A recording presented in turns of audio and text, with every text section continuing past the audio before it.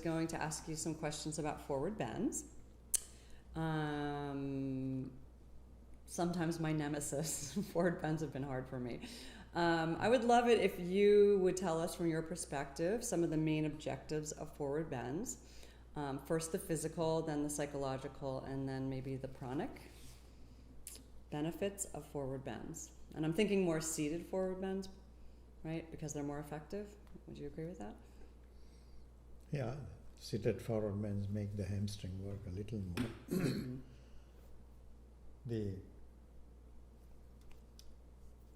Physically, I think probably the most important part is that it stretches the hamstring,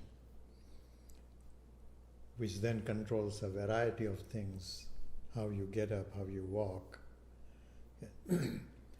People with tight hamstring, every time they want to pick up something from the floor, they round their back. Right. And in fact, as a result of that observation, that rounding of the back, that causes back problems. Majority of the people get because of that. I like to call what is called forward bends in yoga, I like to call them forward fold. Tell us why. Because round immediately suggests I'm rounding my back to do it. You mean a bend? A bend. But a fold is a sharper... Fold is you're folding from the pelvis. Mm-hmm. Mm-hmm. In fact, what would look a good forward bend, even in a book, even if you see Mr. Anga's picture, when he begins it, there is a back bend. The lumbar is bending back, and then he folds forward. He's not rounding the lumbar. Right. The postures in which the lumbar is actually rounded, and even that is done more with dorsal spine. But rounding happens in Bakasana, arm balance is like that. Which are not forward bends in Which the are classic not forward sense. bends, yeah. Right. Do you believe that hamstrings are the tightest muscle for Westerners? Or do you think it's quadriceps? They're complementary, aren't they? So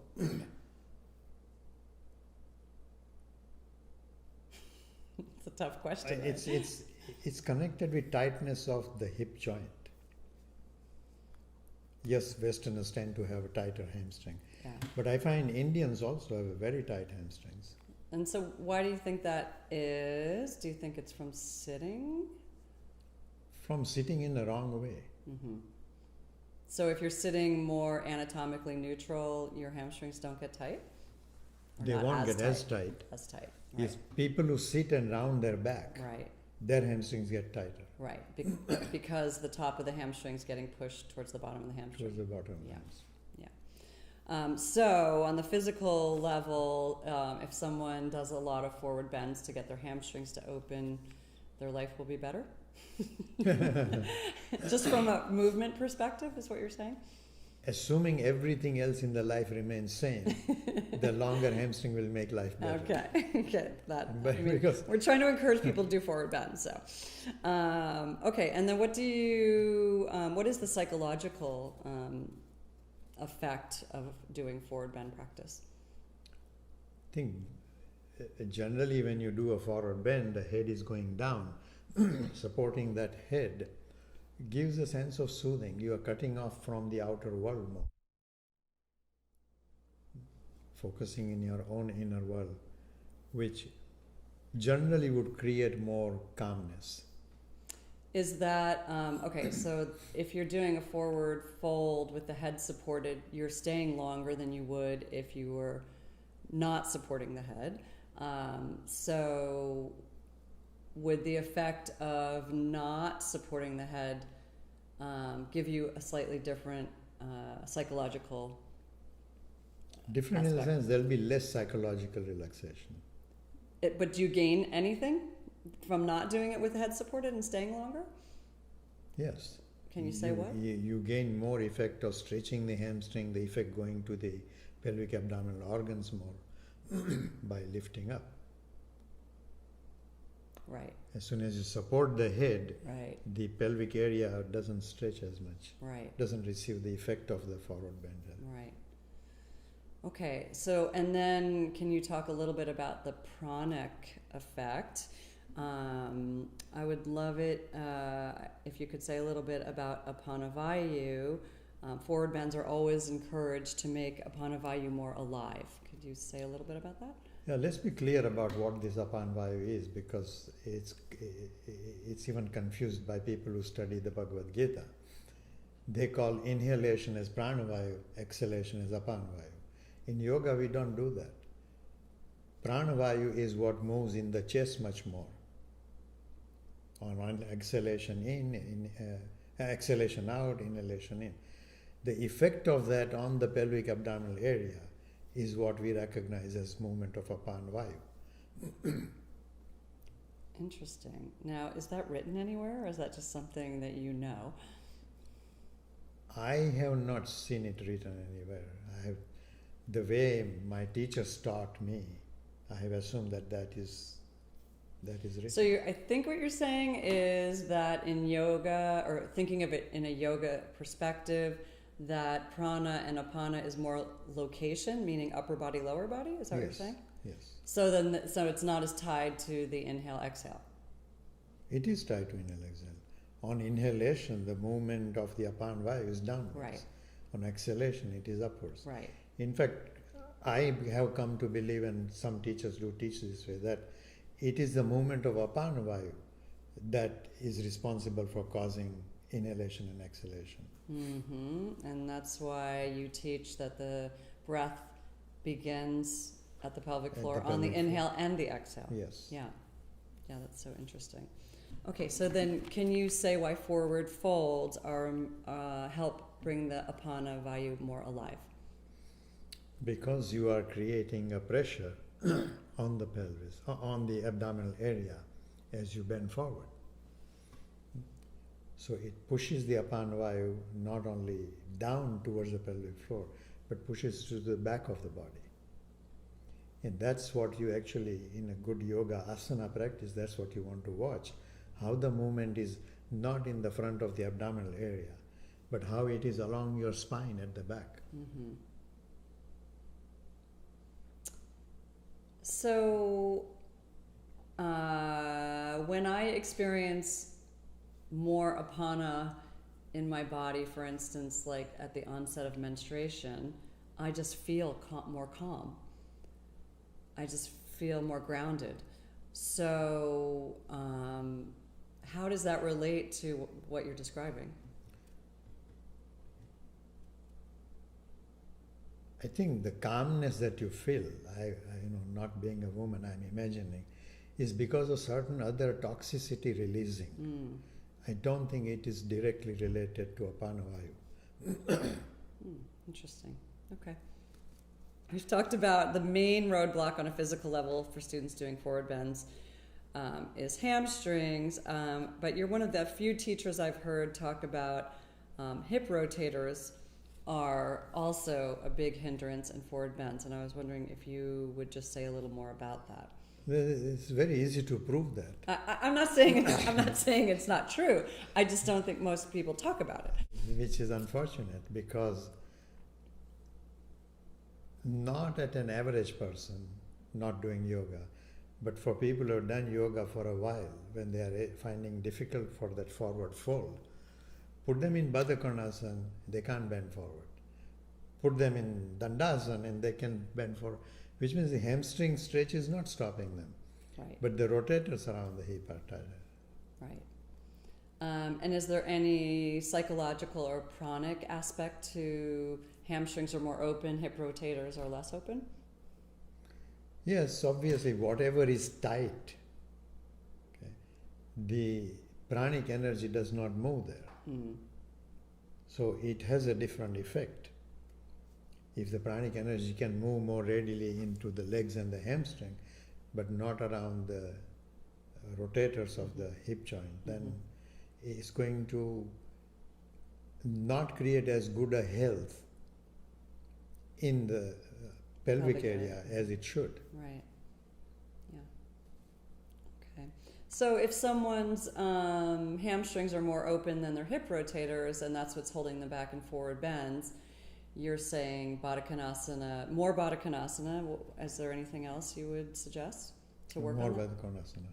That's it? An hour a day? But in Baddha Konasana, for someone like that, I would suggest that don't hold the posture. Don't go down and hold the posture. Go down and come up. Go down and come up. Okay? Not like it's cardiovascular. Right. Slowly go down and come up. So that each time you're going down, you're lightly stretching the hip rotators, and then Yes. to get them to yield. I think that kind of repetitive movement would open up that area more. Hmm. Most people, after they've done it 10, 20 times, will be able to go a little further. Okay, so that was my next question. How many times? 10 or 20? 10 or 20. And then But every day? Every day, even twice a day if you can. Mm-hmm. Okay. But in going forward like that, remember what I said is that it's not a forward bend as much as a forward fold. So try and fold, which means as you come down in Baddha Konasana, try and take your chin as far forward as you can, not simply down towards the floor. Right. Okay? So you extend forward, both in back bends and forward bends. Although the spine itself stretches, the emphasis of stretch is on the flank of the body. Mm-hmm. Okay. Well, you've brought up Baddha Konasana, and I think it's such an interesting pose in the category of forward folds, because in most forward folds you have at least one leg straight, but in Baddha Konasana you find just what you're saying is some people are really good at forward folds with the straight legs, and then they go into Baddha Konasana and their knees and their ears are near each other. So, and also you have to externally rotate the femurs coming into that. But it's always on like a must-do of poses, Baddha Konasana. So you've elaborated some of the reasons. Can you say a little bit more about why Baddha Konasana is such an important pose? Because it moves the energy into the pelvic area, unlike any other forward fold will do. That movement is not created by any other pose as effectively as it is happening in Baddha Konasana. Even Upavishta Konasana does not quite do that. Is it because the feet are together and you can work the feet? Is that part of it? I mean, obviously the femurs are wide, but Upavishta doesn't do it as well. So Upavishta does not do it as well as Baddha Konasana does. So the difference is the feet, right? The position of the leg, yes, definitely. See, if whatever muscle is able to do a pose will generally tend to take over. So if you are doing a forward fold in Upavishta, the hamstring says, I will help, which then doesn't let the rotators work as much. Whereas in Baddha Konasana, hamstrings cannot help. Right. That's really good. Yeah. And then you also have the added access to the feet. Like pushing into each other is got to give you something, right? Yeah, it'll stop the hamstring helping, and it would encourage the rotators to work more. Otherwise, you are going to feel a lot of pressure on your ankle. So the outer ankle tends to bow a little bit. So you would say to lift the outer ankle up, yeah, to keep it more Tadasana foot-like. And while we're on the feet, there seems to be a lot of debate about, is it better? Some teachers have you open the feet. You know, you hear that instruction, open your feet like the pages of a book. And some people say push the feet into each other. Can you say a little bit about what you think? Both are wrong and both are correct. Okay, I love that answer. Now tell us why. See, for someone who can do Baddha Konasana fairly well, progressively to go into deeper action of the hip, open the feet and lift the feet up. But isn't that straining the ankle, which you just said you shouldn't do? So learn to do that without straining the ankle. For someone who is very tight and can barely do this posture, keep the feet on the floor and don't open the ankle. Keep the feet closed. Okay? But once you are able to bend down completely in that, where your ribs are touching the That's hardly feet, anybody. Let's just be real here. then there is more advanced poses which help you to open the hip joint much better. Like Mula Bandhasana. Mm-hmm. Oh, I see. Okay. Okay, so being a tighter person, not being able to forward fold in Baddha Konasana very well, so I'm going to keep the feet together. So I often experience the heel of one foot is pushing more and the ball of the opposite foot is pushing more. Does that sound like a common? You first thank God that you are able to sense the difference. Yeah. If you don't sense the difference, you can do nothing about it. If you sense the difference, then purposely, not after going down, but as you go down, try and keep the heel that's not working more active. So it's more important to really press the heels into one another rather than the balls of the feet? Yes. Okay. No, I don't want to, by that I don't want to mean that it is not important to push the ball of the foot together. Only the heel is more important. So in other words, when you're pressing the foot hopefully evenly, you're pressing the heels a little bit more evenly than the ball, with more force, I guess. Yes. Not the best word there, but all right. So a few instructions I've heard you give over the years in symmetrical forward bends.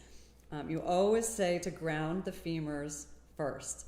Can you say why we start with that and what you mean by that? Ground the femur has nothing to do with the ground. Right. Although when you are seated on the floor, you can think of that as a ground. Otherwise, ground means the back of the thigh. Right. You are trying to push the femur into the back of the thigh. Because when there is tightness, the femur tends to lift away from that. Right. What automatically happens is generally wrong. Yes. This is a standard way of looking at many yoga postures. Because automatically the body is lazy. But the difficulty with that is when you try to press the femurs down when you're sitting on the floor, they pop up because you're working, too hard? So is that... Yeah, they will pop up. So learn to ground the femur, keeping your back safe, meaning lying down on your back. So rather than sit on the floor with the legs forward and bend forward like in Paschimottanasana and postures like that, lie down on the floor, Supta Padangushtasana. Mm-hmm. Much better way to stretch the hamstring because your back is safe. Right. Although a lot of people in that pose push their lower back into the floor. Well, then you can immediately sense that, right? Put something under the lower back. Yeah. Oh, you mean like a little towel or something? Little folded so that towel. they can't do it. So they can't. That's a good idea. So why do you start with the femurs, though? I mean, the foundation of the pose, you could say, are the sitting bone. Let's say you're sitting on the floor. You're flexible enough that you don't need a blanket under your pelvis. You're saying, are the femur bones the foundation of that pose? For people whose hamstrings are tight, yes. Mm-hmm. For people whose hamstrings are not tight? For people whose hamstrings are not tight, I would say the rotators are the foundation of the pose. Mm-hmm. So depending on who you were teaching, you would instruct rotate your pelvis first to people who have more open hips. Generally, as an experienced yoga teacher, one would assume that of the two, the hamstrings are tighter. Right. For a beginner. Right. For somebody who is very flexible. And then there's cultural differences, like the Oriental people, Chinese particularly, tend to have a very, hamstring is fine, stretched out. But rotators not? Rotators are not. I'm impressed by, we can learn from each other. Mm-hmm. But you don't know, like a lifestyle thing. You think it's more like just... No, it is lifestyle related, I think. Mm-hmm.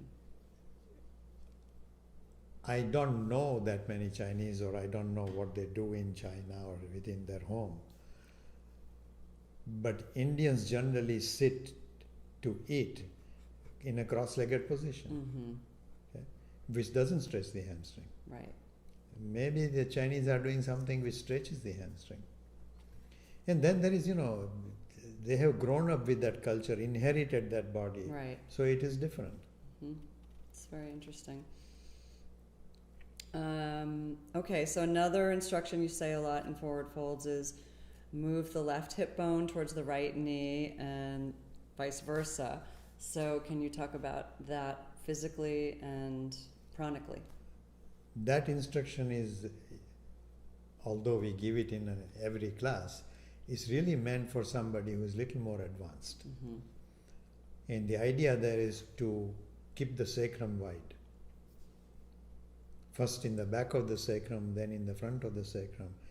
Then from front of the sacrum we go all the way to the tailbone, which gives a much deeper understanding of how to fold forward rather than round the back.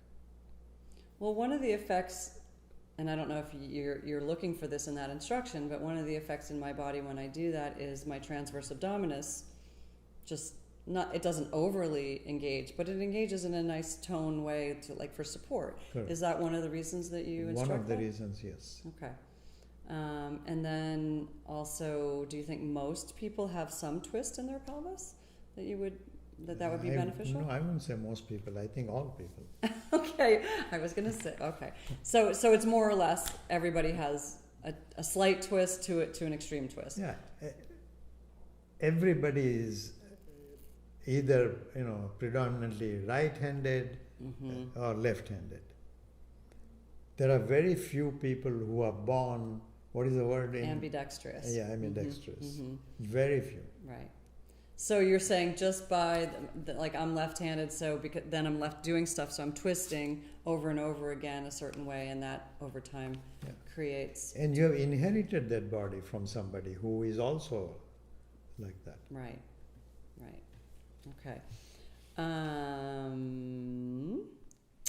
So another instruction you give is for the bent leg, let's say in Janu Shirshasana, along the femur bones away from the hips, think more of releasing from the hip joints. That's still the same, trying to release the hip rotators. Is that the instruction? Yes. Okay. Okay, so more subtle points you talk about are, I love this one, and I would love you to say something. Grounding the femurs, compare the space in the inner ears. Okay, talk to me about that.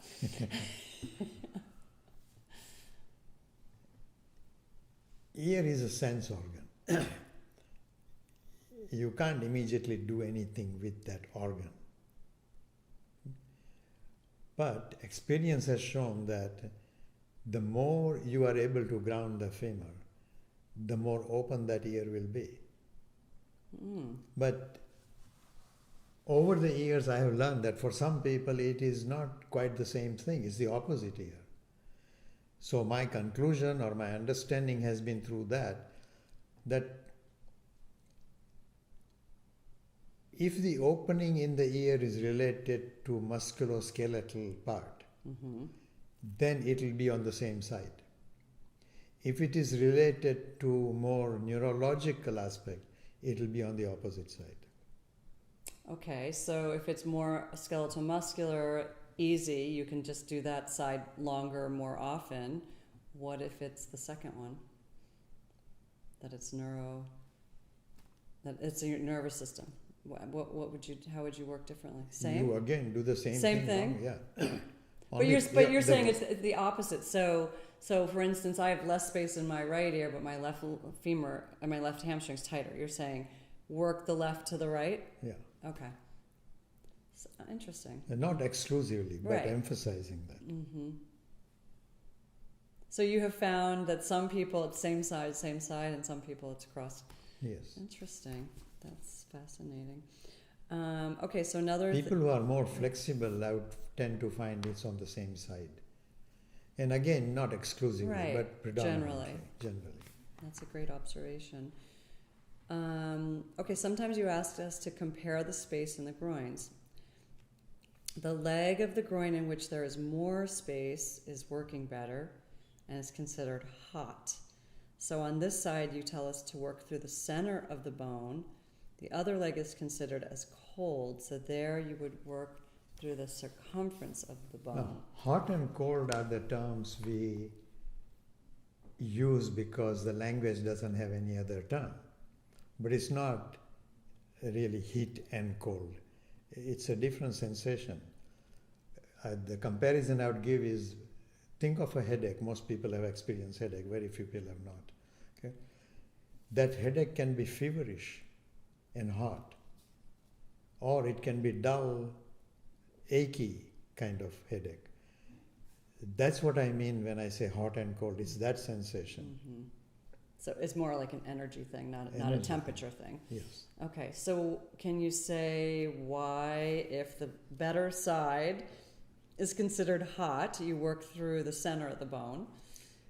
Because generally in engineering we know this principle that when something expands from very narrow to wider, it cools down. Oh, okay. Whole refrigeration principle originally is that. But you just said it's not a temperature thing, but they're similar in energies? They're similar Okay. in energy. Okay, so then the side that's not working as well, you work through the circumference of the bone, and that's because, tell us who aren't engineering students. It's the opposite, right? From wider space, if you narrow it down, it tends to create heat. I see. And the first time my teacher, Mr. Iyengar, pointed this out to me, I was amazed that how did he know engineering? Because he's not an engineer, far from it. It just shows that if you're a really good yogi, you have to figure out engineering, You right, have to of the figure out body. it. Or you sense the same thing. Uh-huh, So you're coming from two different worlds, right. and yet the conclusion is the same.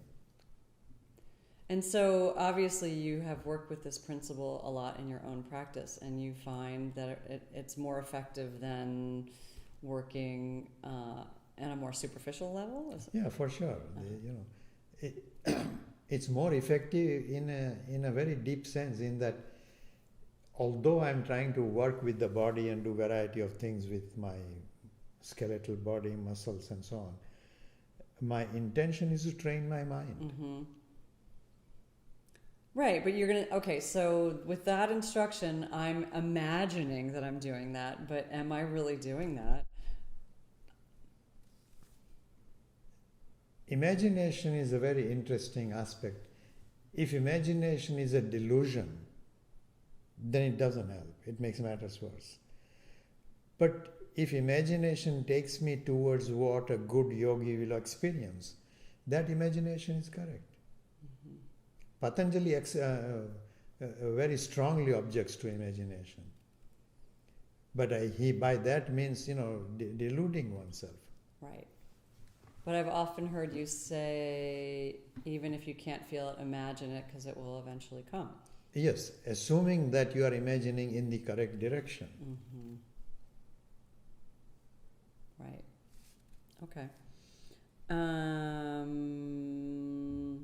Okay, then you have working on energetic symmetry, temperature of left leg, temperature of right leg. Again, not talking about actual temperature, but what we just talked about. Yeah. For imagination, take one more example. If I badly want to levitate, okay, logically I know the body is never going to do that. What? You're a yogi. I would imagine you levitate all the time. I do, but not the body. I'm not the body. But if I keep wanting that, it's very likely that I'll have a dream. Because that kind of imagination creates a certain tension which the brain needs to release. It will release it by dreaming about it. There's a lot in that sentence. There's too much in that. So, well, you hear stories of great yogis levitating. Do you not believe that? Or being able to master levitating, let's say it that way. I would like to believe that. I have never witnessed it. Okay. So, yes, I don't You'd believe be it. open to the idea, but you haven't witnessed it yourself. So, yeah. Okay. The explanation that's been given to me, or I read it in a book, is that you fill up your body so much with air that you can then practically walk on water. You are so light. Again, I've heard it, I've never seen evidence of it. What I have seen evidence of is somebody who can take a lot of air in, like, and really fill up the body as it were there, can stay underwater longer. I have seen that. Mm-hmm. So it's possible to feel the body like that. Yeah. So you're open. So I'm Just open. so any levitators out there, let us know. I'd love to see it. Okay, that's an interesting explanation. Okay, another instruction you give. See, the most recent case I have heard of a particular guru claiming he can teach levitation. And, I had big following, I'm not going to mention the name. But he had 2 helicopters. And I wondered, if you can levitate, what are you doing with the helicopter? Well, maybe he can float up, but he can't actually move forward in space, right? So maybe he's a beginner. He would claim he would. He claimed he moved from India to England and so on. Oh, okay. So even faster than a helicopter. Okay. Well, he could be shot down. Maybe that's why. Yes. All right. So going back to more physical things. More seriously, there is so much to do with what I know. Why do I want to waste my energy into things that I have really no knowledge of? I would agree. You have a very practical approach. I think it's good. Okay, another instruction. I'm going to again imagine that the imaginary students in Paschimottanasana, the skin of the buttocks moves down even as the pelvis untucks. Now, I've studied with you long enough to understand what you mean because you've adjusted me. But would you be able to put that in words, what the effect is of that? The effect is to do what we talked about very early on in today's conversation. Mm-hmm. You should be able to divide the body up into minute parts and work with each part separately. Okay, so when a human untucks their pelvis, the flesh of the buttock lifts. Automatically. Right. Yes. So why is that undesirable if we're wanting to untuck? No, it's not undesirable. You have the ability to move simultaneously in 2 different parts. But if you're asking us to do this, I'm saying, okay, the pelvis is physically untucking, but I've had you come over and take your hands to the top of the buttock and just kind of traction it down. Is it because it's compressing the lumbar? No, because it's creating a compression in the back, yes, lumbar, but in the back of the lumbar more. I see. So the untuck is opening the front of the lumbar, and because there's more pressure on the back of the lumbar, releasing the buttock helps that. Releasing the back, yeah. I love talking minutia with you. It's awesome. Okay, keeping the heads of the femurs in their sockets, move the top of the femurs away from each other.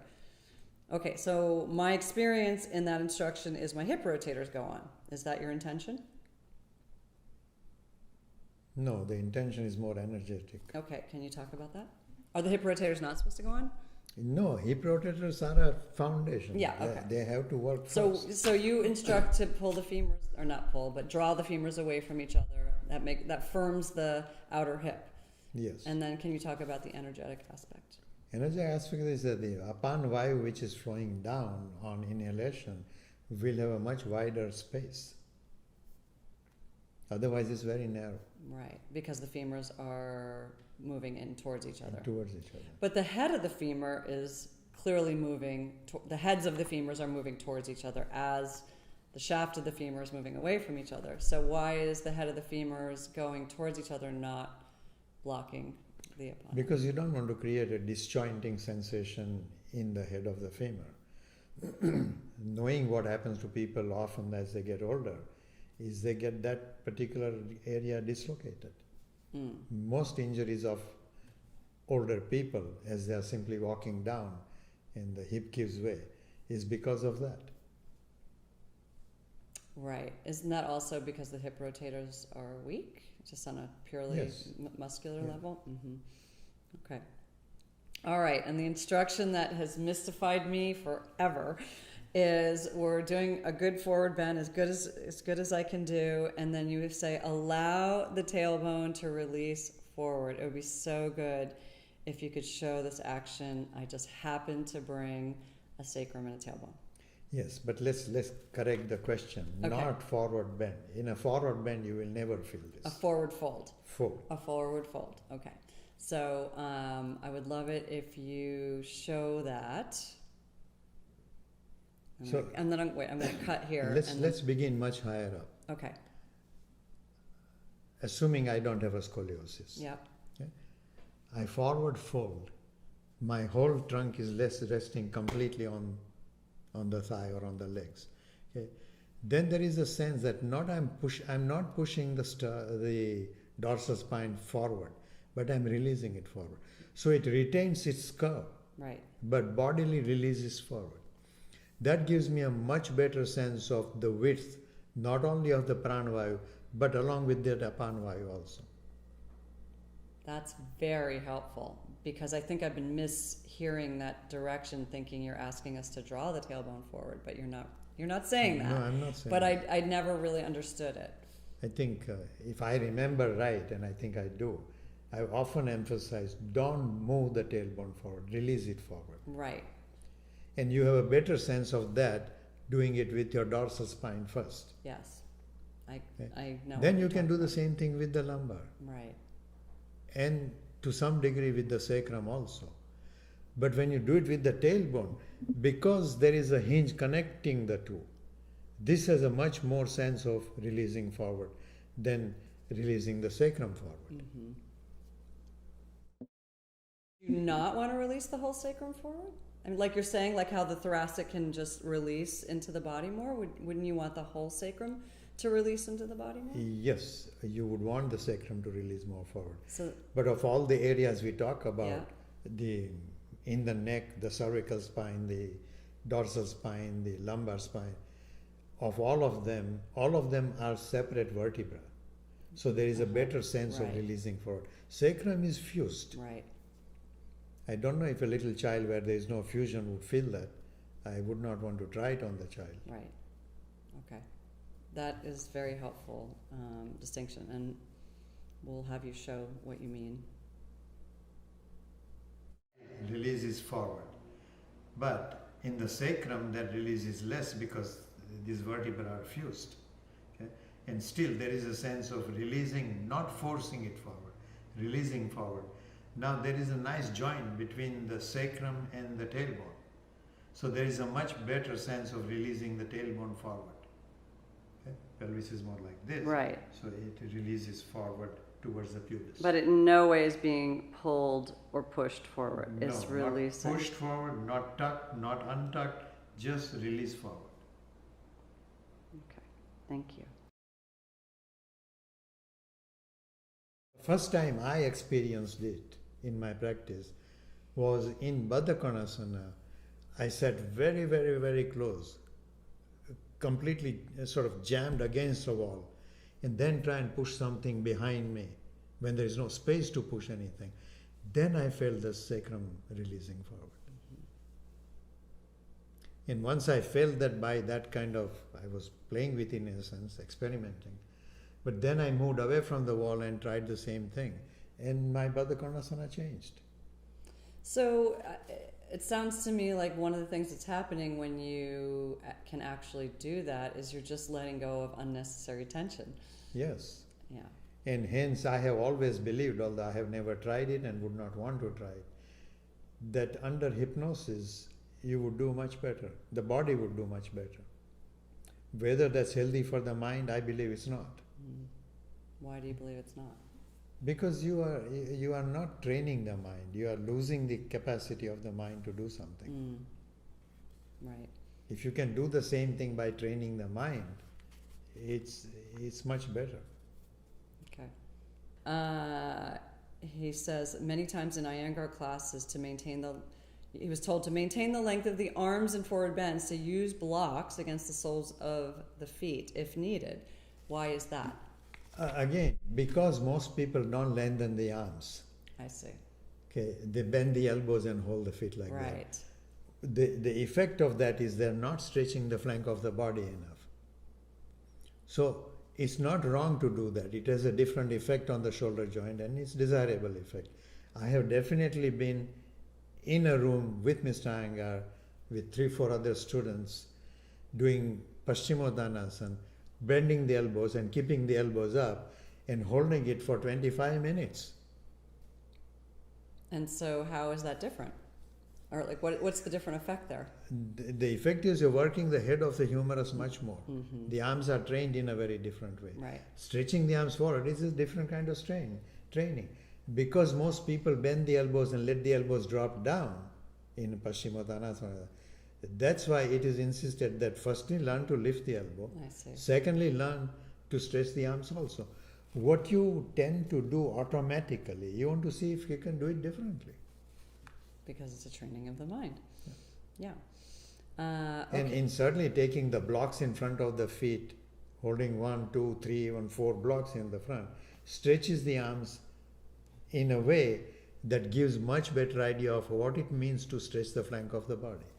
With bent elbows, Yeah. that is never felt. Right. I can understand that. Okay, thank you. Well, now he's hearkening back to 1982. So originally this is from Richard, originally when I first began teacher training in 1982, we were told that Janu Shirshasana meant head to knee pose. But then one day we were told that it meant head of the knee pose, the premise being that if we pressed the bent knee away from the pelvis, as in Baddha Konasana, we would deepen the forward bend. Rumor had it that the change came from on high and was made because too many students were forcing their head to the straight leg. Is there any truth to this rumor? Yeah, too many people are rounding the back. Yeah. They are not doing a forward fold. Okay. Okay. So the instruction or the clarity or the different opinion given was, why do you people think Janu Shirshasana means only the head going to the front knee? It also means the bent knee, and it wasn't said that you are pressing the knee forward. What was said was that the brain of the posture is the bent knee. It's not the front. It's like the back leg of standing poses. So, right? Janu Shirshasana means Janu, the knee, is like the head, like the brain, really, not the head even. Mm-hmm. So, do you feel like that's the more correct interpretation of?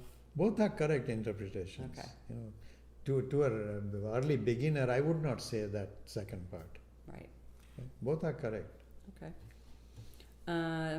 Just two more questions. He says he was once told that every pose begins with its opposite.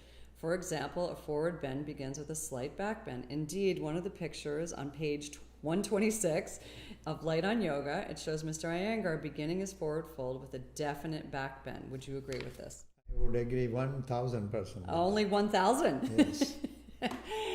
Because that makes sure that you are folding and not rounding the back. Right. So knowing that you're going to lose a little bit of the concavity, you start with a more extreme concavity? Yes. Is that? Okay. Great. Okay, and then I always like to, I try to end the interview with a kind of a funny question. But Before you go to the funny part, yes. although that instruction is correct that you begin with a back bend, as it were, okay, it's for a reasonably healthy body that you do it. Okay? Somebody comes to you with a back pain, Right. they should not do that. Right. Okay. Okay, so his last question, which really made me laugh when I read it. Any idea who thought of the impossibly awkward name Triangmukha Ekapada Paschimottanasana? Why not simply call it Ardha Virasana Paschimottanasana? Because Ardha Virasana Paschimottanasana is too easy for the Westerners. I see. The Westerners have dominated the Easterners so much that this is the way of our getting back. Okay, that's a great answer, but I don't think that's what your serious answer is. So can you first say it in Sanskrit, because I just slaughtered it. Can you say the name of it? Triangmukha? Triangamukha Ekpad Paschimottanasana. And It can is you- not triangle. Okay. And then can you tell us what the interpretation of that is? The translation? I other than the obvious interpretation, I don't know any subtlety of it. And do you know where that name came from? From Sanskrit language. I don't know who designed the language. Okay, so you can't come up with a more sutra-like name for that pose? I know you like sutras, so it would seem like we could make the name of that pose a little shorter. You see, you're talking from Light on Yoga, I'm Mr. teasing. Iyengar's book. Yes. But the fact is that if you go to different parts of India, that same pose may be given different names. Do you know any other name for it? No. No. Because I don't know many other yoga teachers who do Okay. that. All right. So would it be okay if we just called it TMP? Yeah, why not? Okay. All right. I mean, the one good thing about Americans is they're free to do anything. Sort of. Sort of. Sort of. In the process, they hurt themselves sometimes, Right. and sometimes hurt others also. That's not allowed. Okay. Is there anything else that you would like to say about forward folds that I haven't covered? I'm sure I haven't covered everything, but I don't know if We there's can't cover everything. It's too No. vast. Yeah. But do you think it's important to say about them? Yes, something very important to say. People who find back bends easy and enjoy them should emphasize forward bends much more in their practice. I have heard that, and that is me, and I don't really like to hear it. But thank you for saying it. Can you say why? Because that creates a balance. Yeah. Otherwise, when you move too much in one direction only, it creates a certain damage. Yes, but I always find back bends make my lower back feel better, or they make me happier. I feel strong, when I'm doing Urdhva Dhanurasana, and when I think about doing a forward fold, I'm always resistant. So the suggestion I would have for you is the resistance largely comes from what you are feeling in the upper body. Do forward bends where upper body is not taken down, but rather the legs are taken in, like Urdhva Paschimottanasana. Okay. That's a good suggestion. Also, I've been playing a little bit with, just think of legs up the wall, not necessarily Viparita Karani, but doing the forward folds like that, where let's say I bring the legs into Triyangmukha Ekapada Paschimottanasana, but I bring the straight leg towards my torso. And Riya has a very good pose she can show you. Take a back bend bench, put it against the wall with a block between the wall and the bench, lie down in the back bend, put the legs up on the wall and try and sink down as far down as you can. So it keeps your lumbar in the right position and you have a completely different relationship to gravity. Yes. So you think that's a better way to practice for people who are a little bit forward bend resistant? Yeah. Yeah. It's a very good stretch for the hamstring also. Yeah. And if you train the body that way, within a short period, you might love forward bends. The irony is you've been teaching a lot of forward bends lately, and I absolutely love them and feel amazing afterwards. But if I'm left to my own devices, I'll always go more towards back bends. Then keep coming to the class. I will. All right. This has been great. Thank you so much. Thank you. All right. What I would like to do before we shut the camera off is I would love if you could just show the Baddha Konasana thing that you showed me earlier. You hold this ball, as it were, firmly. And then, without making a loose movement of that ball, make a movement here. So you are in effect trying to lengthen the neck of the femur. I don't know if it's called neck, technical name. I think I have no idea. I don't know what the technical name is, but I know what you mean. Yeah. So a lot of the small muscles around the head of the femur are held firm, Very firm. and then you're saying the shaft of the femur. Yes. Yeah. The shaft Yes. of the femur is moved out. Moved out. Okay. So that you said you were lengthening both the inner and the outer bone. Inner is automatic to lengthen. Right. Okay. You are lengthening the outer more.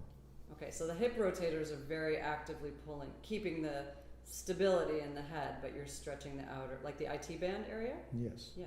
Okay. Thank you.